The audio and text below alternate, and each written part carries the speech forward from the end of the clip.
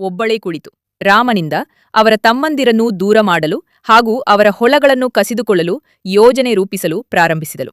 ಒಂದಷ್ಟು ದಿನಗಳು ಕಳೆಯಿತು.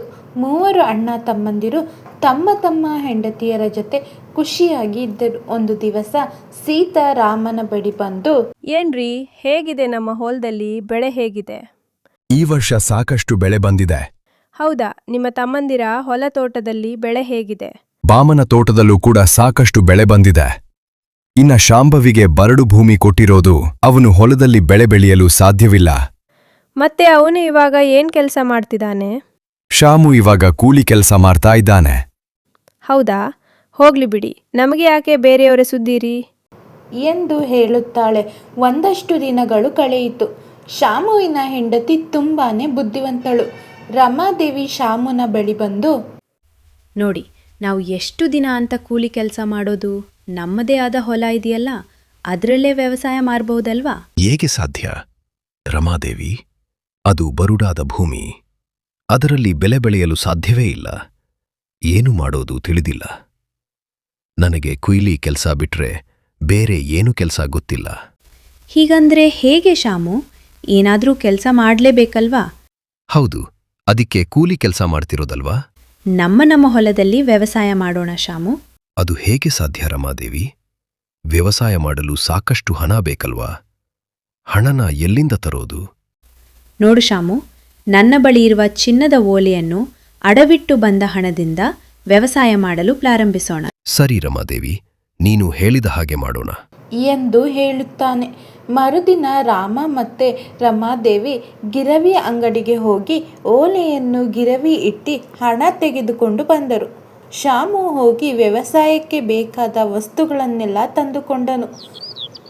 ಮರುದಿನ ಶಾಮು ಮತ್ತು ರಮಾದೇವಿ ಹೊಲದಲ್ಲಿ ವ್ಯವಸಾಯ ಮಾಡಲು ಪ್ರಾರಂಭಿಸಿದರು.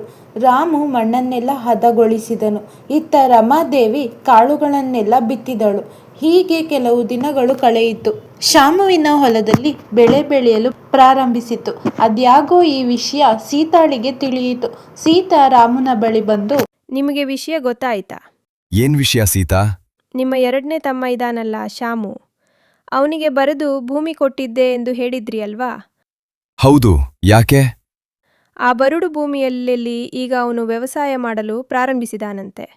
ಬೆಳೆ ಬೆಳೆದು ಕಟಾವಿಗೂ ಕೂಡ ಬಂದಿದ್ದಾವಂತೆ. ಹೌದು ಸೀತಾ, ಈ ವಿಷಯ ನನಗೆ ಗೊತ್ತೇ ಇರ್ಲಿಲ್ವಲ್ಲ. ನಿನಗೆ ಗೊತ್ತಾಯ್ತು? ಯಾರು ಹೇಳಿದ್ದು ನಿನಗೆ? ಮೂಲೆಮನೆ ಕೆಂಪಮ್ಮ. ಹೌದಾ? ಹೋಗ್ಲಿ ಬಿಡು. ಅವನು ಬೆಳೆ ಬೆಳೆದ್ರೆ ಅದರಿಂದ ಏನು ನಾಷ್ಟ ಆಗೋದಿಲ್ಲ. ಹೋಗಿ ಒಂದು ಕಪ್ ಕಾಫಿ ತಗೊಂಡು ಬಾ ಎಂದು ಹೇಳಿದನು. ಸೀತಾಗೆ ಶಾಮು ಬೆಳೆ ಬೆಳೆಯುವ ವಿಷಯವನ್ನು ಸಹಿಸಿಕೊಳ್ಳಲು ಆಗುತ್ತಿರಲಿಲ್ಲ. ಹೇಗಾದ್ರೂ ಮಾಡಿ ಶಾಮುವಿನ ಬಳಿ ಇದ್ದ ಹೊಲ ಹಾಗೂ ಬಾಮನ ಬಳಿ ಇದ್ದ ತೋಟವನ್ನು ಅವಳ ಸ್ವಂತವನ್ನಾಗಿ ಮಾಡಿಕೊಳ್ಳಬೇಕು ಎಂದು ದೂರಾಲೋಚನೆ ಮಾಡಿದಳು. ಒಂದು ದಿವಸ ಸೀತಾ ರಾಮನ ಬಳಿ ಬಂದು, ಏನ್ರಿ, ನಿಮ್ಮ ತಮ್ಮಂದಿರ ಬಳಿ ಇರುವ ಹೊಲ ತೋಟದಲ್ಲಿ ತುಂಬ ಚೆನ್ನಾಗಿ ಬೆಳೆ ಬೆಳೆಯುತ್ತಿದೆ.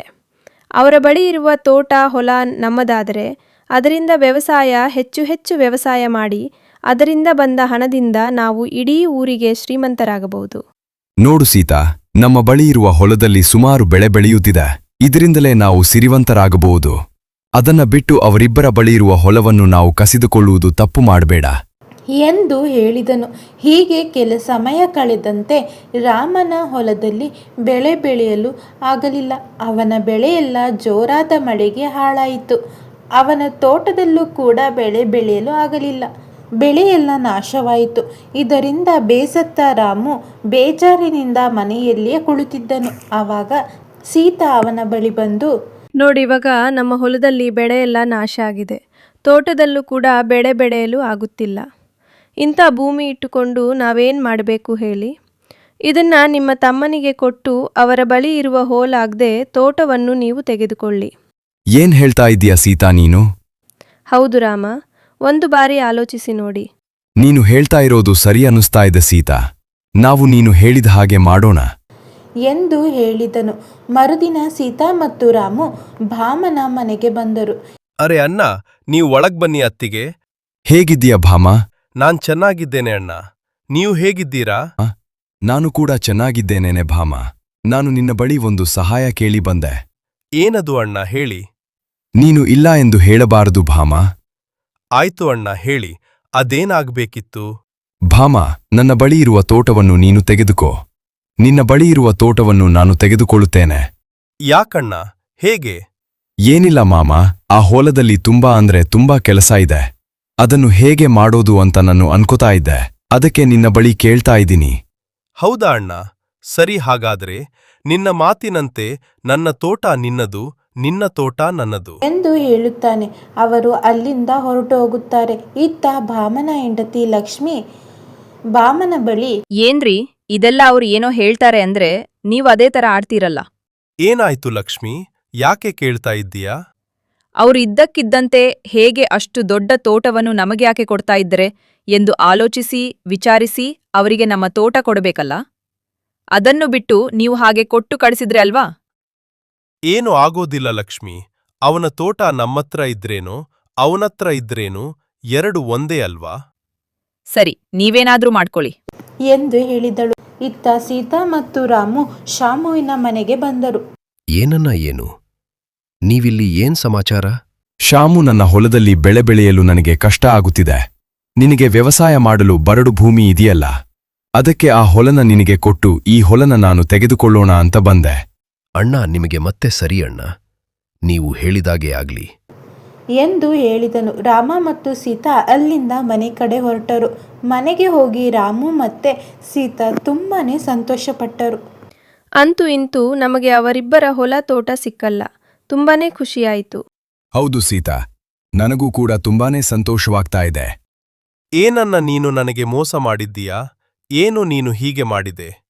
ನಿನ್ನ ತೋಟದಲ್ಲಿ ಬೆಳೆ ಬೆಳೆಯಲಾಗುತ್ತಿಲ್ಲವೆಂದು ತಾನೇ ನನಗೆ ತೋಟ ಕೊಟ್ಟಿದ್ದು, ನನ್ನ ತೋಟ ನೀನು ತೆಗೆದುಕೊಂಡಿದ್ದು. ಏನಾಯ್ತು ಬಾಮು? ಹೌದು, ನಿಜ ಏನಿವಾಗ? ಯಾಕಣ್ಣ ನಮಗ ಈ ತರ ಮೋಸ ಮಾಡಿದೆ? ನಿನ್ನ ನಂಬಿ ನಾವು ಹಾಳಾದ್ವಿ. ನೋಡು ಭಾಮ, ಜಾಸ್ತಿ ಮಾತಾಡ್ಬೇಡ. ನೀನ್ ಹೋಗಿ ನಿಮ್ಮ ಕೆಲ್ಸ ನೋಡ್ಕೋ. ಇಲ್ಲ ಅಂದ್ರೆ ನಾನು ಪಂಚಾಯ್ತಿ ಕರೆಸ್ತೀನಿ ಎಂದು ಹೇಳಿದನು. ರಾಮು ಭಾಮು ಹೇಗೋ ಸಮಾಧಾನ ಮಾಡಿ ಅಲ್ಲಿಂದ ಕಳಿಸಿದನು. ಭಾಮು ಹೋದ ನಂತರ ಶಾಮು ಮತ್ತು ರಮಾದೇವಿ ರಾಮುವಿನ ಮನೆಯ ಬಳಿ ಬಂದರು. ರಮಾದೇವಿ ರಾಮನ ಬಳಿ, ಏನಿದು ಭಾವ, ನಮ್ಗೆಷ್ಟು ದೊಡ್ಡ ಮೋಸ, ಯಾಕ್ ಮಾಡಿದ್ರಿ? ನಾನೇನ್ ಮಾಡ್ತಿರಮ್ಮ ದೇವಿ? ಏನಾಗಿದೆ ಎಂದು ನನಗೆ ತಿಳಿದಿಲ್ಲ. ಮಾರದೆಲ್ಲ ಮಾಡ್ಬಿಟ್ಟು ನಮ್ಮತ್ರನೇ ಏನ್ ಮಾಡೋದು ಅಂತ ಕೇಳ್ತಾ ಇದ್ದೀರಾ ಇವಾಗ? ನಿಮ್ಮ ಹೊಲದಲ್ಲಿ ಬೆಳೆ ಬೆಳೆಯಲು ಆಗುತ್ತಿಲ್ಲ, ಏನಾಗಿದೆ ಹೇಳಿ? ಅದು ಇವಾಗ ನಿಮ್ಮ ಹೊಲ ಅಲ್ಲಿ ಏನೇ ಸಮಸ್ಯೆ ಇದ್ರೂ ಅದು ನಿಮ್ಮ ಜವಾಬ್ದಾರಿ, ನಂದಲ್ಲ ಎಂದು ಶಾಮನನ್ನು ಬೈದು ಅಲ್ಲಿಂದ ಹೊರ ಕಳಿಸಿದರು. ಭಾಮ ಮತ್ತು ಶಾಮು ಹೇಗೋ ಕಷ್ಟಪಟ್ಟು ಅವರವರ ಜಾಗದಲ್ಲಿ ಬೆಳೆಗಳನ್ನು ಬೆಳೆದಿದ್ದರು. ಅವರ ಬೆಳೆಗಳೆಲ್ಲ ಚೆನ್ನಾಗಿ ಬಂದಿತ್ತು. ಆದರೆ ರಾಮನ ಹೊಲದಲ್ಲಿ ಬೆಳೆಯೇನು ಬೆಳೆಯಕ್ಕಾಗಲಿಲ್ಲ, ಏನೂ ಇಲ್ಲ. ತೋಟದಲ್ಲೂ ಕೂಡ ಬೆಳೆ ಬೆಳೆಯಲು ಆಗಲಿಲ್ಲ. ಇತ್ತ ಭಾಮು ಮತ್ತು ಶಾಮು ಬೆಳೆದ ಬೆಳೆಗಳನ್ನೆಲ್ಲ ಮಾರಿ ಸಾಕಷ್ಟು ಹಣವನ್ನು ಸಂಪಾದನೆ ಮಾಡಿದರು. ಇತ್ತ ರಾಮು ಇದ್ದ ಹಣವನ್ನು ಕೂಡ ಕಳೆದುಕೊಂಡು ಮನೆ, ತೋಟ, ಹೊಲ, ಗದ್ದೆ ಇದ್ದ ಆಸ್ತಿ ಪಾಸ್ತಿಯನ್ನು ಕಳೆದುಕೊಂಡು ರಾಮು ಮತ್ತು ಸೀತಾ ಬೀದಿ ಪಾಲಾದರು. ಈ ವಿಷಯದಲ್ಲಿ ಶಾಮು ಮತ್ತು ಭಾಮುಗೆ ತಿಳಿದು ಅವರ ಬಳಿ ಬಂದರು. ನೋಡಿದೆ ಅಣ್ಣ, ನಮ್ಮಿಬ್ಬರಿಗೆ ಮೋಸ ಮಾಡಿ ನಿನ್ನ ಸ್ಥಿತಿ ಹೇಗೆ ಇದೆ ಎಂದು. ನನ್ನನ್ನು ಕ್ಷಮಿಸಿ ಭಾಮ ಮತ್ತು ಶ್ಯಾಮ. ನಿಮಗೆ ಮಾಡಿದ ಮೋಸಕ್ಕೆ ಆ ದೇವರು ನನಗೆ ತಕ್ಕ ಶಿಕ್ಷೆ ಕೊಟ್ಟಿದ್ದಾನೆ. ಹೋಗ್ಲಿ ಬಿಡು ಅಣ್ಣ. ಯಾಕಣ್ಣ, ನಾವಿಬ್ರೂ ಇದೀವಲ್ವಾ? ಇಲ್ಲ ಶಾಮು, ನಿನಗೆ ಮೋಸ ಮಾಡಿದ್ದಕ್ಕೆ ನನಗೆ ದೇವರು ಕಲಿಸಿದ ಪಾಠ ಇದು. ಇನ್ಮೇಲೆ ನಾನು ಯಾರ ಮಾತನ್ನು ಕೇಳೋದಿಲ್ಲ. ನನ್ನ ಬುದ್ಧಿಗೆ ಬಂದಂತೆ ನಾನು ನಡೆದುಕೊಳ್ಳುವೆ. ದಯಮಾಡಿ ನೀವಿಬ್ರು ನನ್ನನ್ನು ಕ್ಷಮಿಸಿ. ನಾನು ನಿಮಗೆ ತುಂಬಾ ದೊಡ್ಡ ಮೋಸವನ್ನೇ ಮಾಡಿದೆ. ಇನ್ನು ಮುಂದೆ ಈ ರೀತಿ ಯಾವತ್ತೂ ಮಾಡೋದಿಲ್ಲ. ಯಾಕಣ್ಣ ಹೀಗೆಲ್ಲ ಮಾತಾಡ್ತಿದ್ದೀರಾ? ಹೌದು, ಮತ್ತೆ ನಾನು ದೊಡ್ಡ ಮನೆಯಲ್ಲಿದ್ದು ನಿಮ್ಮಿಬ್ರನ್ನು ಯಾವುದೋ ಗುಡಿಸಿಲಿಗೆ ಕಳಿಸಿದ್ದೆ. ಇವಾಗ ನಾನು ನಿಮ್ಮ ಜೊತೆ ಬರುವುದು ಎಷ್ಟು ಸರಿ ಹೇಳಿ? ಪರವಾಗಿಲ್ಲ ಅಣ್ಣ, ಬಂದು ನಮ್ಮ ಮನೆಯಲ್ಲಿ ಇರು. ಸರಿ ಭಾಮ ಮತ್ತು ಶ್ಯಾಮ, ನನ್ನ ಒಂದು ಕಂಡೀಷನ್ಗೆ ನೀವು ಒಪ್ಪಿದ್ರೆ ನಾನು ನಿಮ್ಮ ಮನೆಯಲ್ಲಿ ಬಂದು ಇರ್ತೇನೆ. ಏನದು ಹೇಳಿ ಅಣ್ಣ. ಅದು ಇನ್ನು ಮುಂದೆ ನಾವು ಅಣ್ಣ ತಮ್ಮಂದಿರು ಒಂದೇ ಮನೆಯಲ್ಲಿ ವಾಸವಾಗೋಣ, ಎಲ್ಲರೂ ಹಂಚಿಕೊಂಡು ಕೆಲಸ ಮಾಡೋಣ. ಬಂದ ಹಣವನ್ನು ಕೂಡ ಎಲ್ಲರೂ ಹಂಚಿಕೊಳ್ಳೋಣ. ಸರಿ ಅಣ್ಣ, ನೀನು ಹೇಳಿದ ಹಾಗೆ ಬನ್ನಿ ಮನೆಗೆ ಹೋಗೋಣ ಎಂದು ಹೇಳಿ ಎಲ್ಲರೂ ಒಂದೇ ಮನೆಯಲ್ಲಿ ವಾಸವಾದರು. ಹಾಗೆ ಹೊಲದಲ್ಲಿ ಎಲ್ಲರೂ ಕೂಡಿ ಕೆಲಸ ಮಾಡಲು ಪ್ರಾರಂಭಿಸಿದರು. ಇದರಿಂದ ಅವರಿಗೆ ಲಾಭನೂ ಹೆಚ್ಚಾಯಿತು, ಅವರ ಕಷ್ಟಗಳು ತೀರಿತು. ಇದು ಇಂದಿನ ಸಿಂಪಲ್ ಸ್ಟೋರಿ. ಈ ಸ್ಟೋರಿ ಏನಾದರೂ ನಿಮಗೆ ಇಷ್ಟ ಆದರೆ ಲೈಕ್ ಮಾಡಿ, ಶೇರ್ ಮಾಡಿ, ಸಬ್ಸ್ಕ್ರೈಬ್ ಮಾಡೋದನ್ನು ಮರಿಬೇಡಿ. ಧನ್ಯವಾದ.